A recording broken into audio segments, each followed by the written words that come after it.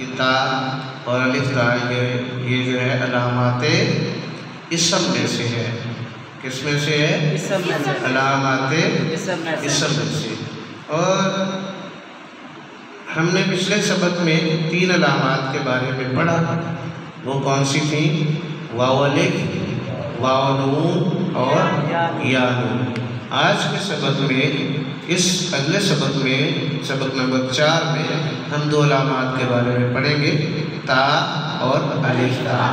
تا جو ہے یہ دونوں علامتیں جو ہیں مؤنث کے آخر میں آتی ہیں، جیسے واو الف، واو نون اور یا نون، یہ تینوں علامتیں مذکر کے لیے استعمال ہوتی تھیں، لیکن یہ تا اور الف تا جو ہے یہ مؤنث اسم کے آخر میں آتی ہیں، اور ان کا عموماً الگ اردو ترجمہ ممکن نہیں ہوتا۔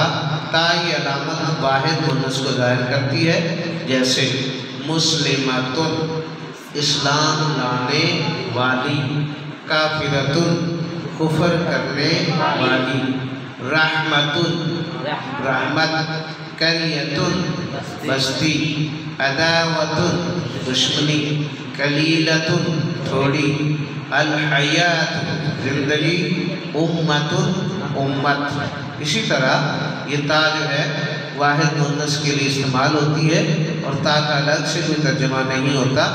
امراۃ عورت، شجرۃ درخت، ضلالۃ گمراہی، طائفۃ گروہ، آخرۃ آخرت، اور آیات نشانی۔ تو دوسری علامت ہم نے جو پڑھی ہے وہ ہے الف تا۔ یہ علامت جمع مؤنث کو ظاہر کرتی ہے، اور جو اکیلی گول تا والی علامت ہے وہ واحد مؤنث کو ظاہر کرتی ہے۔ تو یہ علامت جو الف تا ہے یہ جمع مؤنث کو ظاہر کرتی ہے، اور اس کا ترجمہ سب کیا جا سکتا ہے، اور کبھی اس کا بھی الگ ترجمہ ممکن نہیں ہوتا۔ قرآن مجید میں عموماً الف تا کے الف کو کھڑی زبر سے ظاہر کیا جاتا ہے، جیسے مسلمات مسلمان عورتیں، مومنات ایمان لانے والی عورتیں۔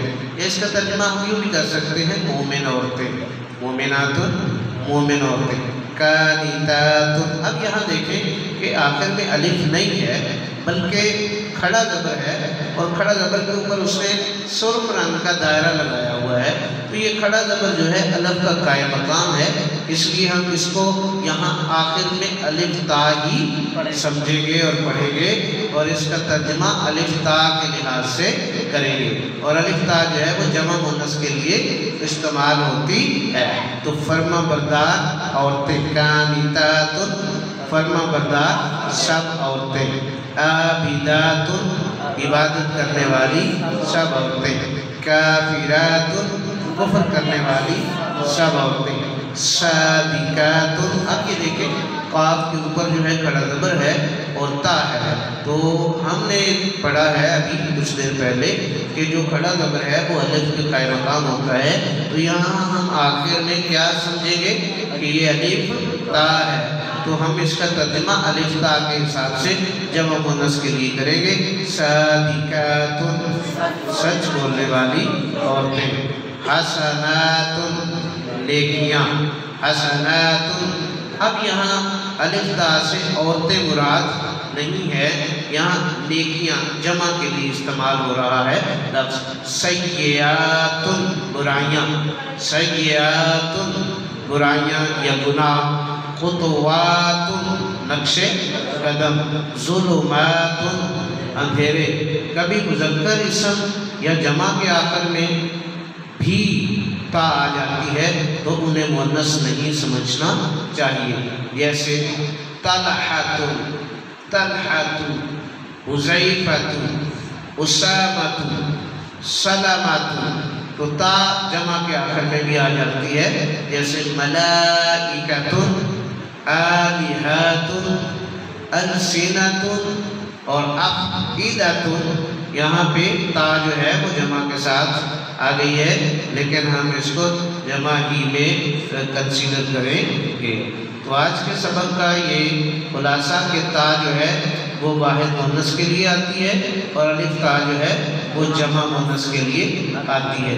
ہم پیچھے دو قواعد الگ سے پڑھ کے آئے ہیں، ان کو میں چاہوں گا کہ ایک بار پھر ہم ریوائز کر لیں تاکہ آپ کا کنسیپٹ کلیئر ہو جائے کہ یہ جو تا ہے کبھی مذکر اسم یا جمع کے آخر میں بھی آ جاتی، اسم مذکر اور جمع کے آخر میں بھی آ جاتی ہے، تو انہیں مؤنث نہیں سمجھا جائے گا، انہیں مؤنث نہیں سمجھا جائے گا۔ جیسے طلحۃ، حذیفۃ، اسامۃ، سلمۃ، اور کبھی جمع کے آخر میں بھی آ جاتی ہے مذکر کے، جیسے ملائکۃ، آلہۃ، السنۃ، افئدۃ، تو ان کے آخر میں جو تا ہے یہ جمع کے لیے استعمال ہوئی ہے، اس کو ہم واحد کنسیڈر نہیں کریں گے۔ تو ویسے عمومی قاعدہ یہ ہے کہ تا واحد مؤنث کے لیے استعمال ہوتی ہے اور الف تا جمع مؤنث کے لیے استعمال ہوتی ہے۔